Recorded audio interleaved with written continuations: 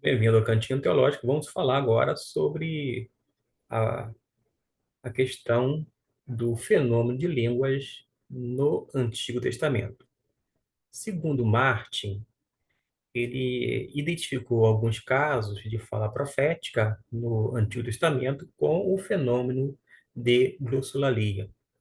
O Espírito do Senhor repousou sobre Eudade e Medade e eles profetizaram. O Espírito Santo veio também sobre Balaão e ele falou. Também teve visões de Deus e caiu em êxtase, porém com os olhos abertos. São textos bíblicos que nós vemos lá em Números capítulo 11, versículo 26 até o 30, Números 23, do versículo 7 até o 10, ainda em Números capítulo 23, mas versículo 18 até o 24, e agora o capítulo 24, versículo 3 até o 9, e versículo 15 até o 24.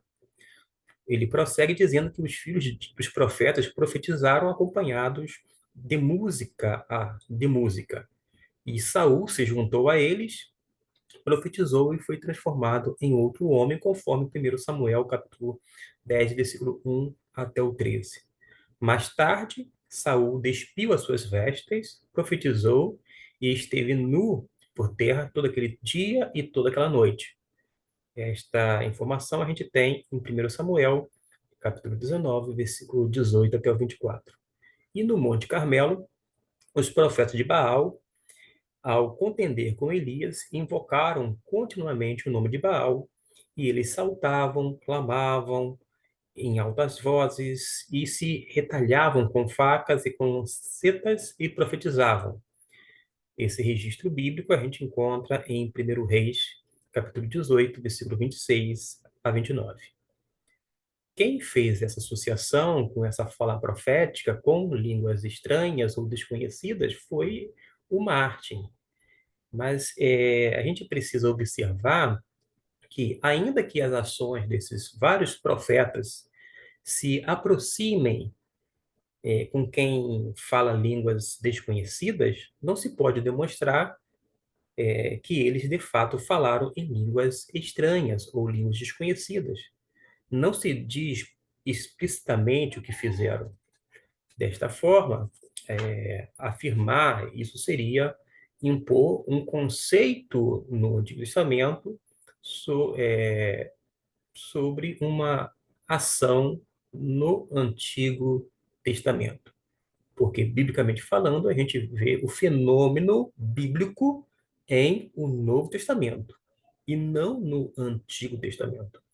Desta forma, é forçoso demais dizer que estes relatos bíblicos, que são, vou dizer assim, ações proféticas, etc. e tal, é, têm uma associação com a glossolalia.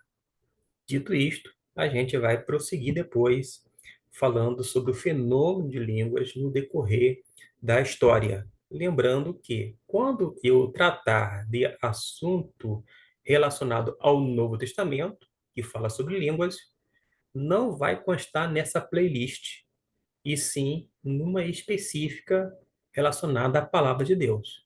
Porque aqui a gente está apenas vendo os relatos sobre as falas de línguas estranhas ou desconhecidas em algumas, quando não muitas religiões que já existiram ou ainda existentes, tá bom? Vamos fazer esse divisor de água para que a gente não venha confundir alho com bugalho. Uma coisa é uma coisa, outra coisa é outra coisa. Quando a gente for tratar sobre o dom de línguas, aí sim a gente vai para o texto bíblico e vamos ver o que a gente aprende com o mesmo, tá certo?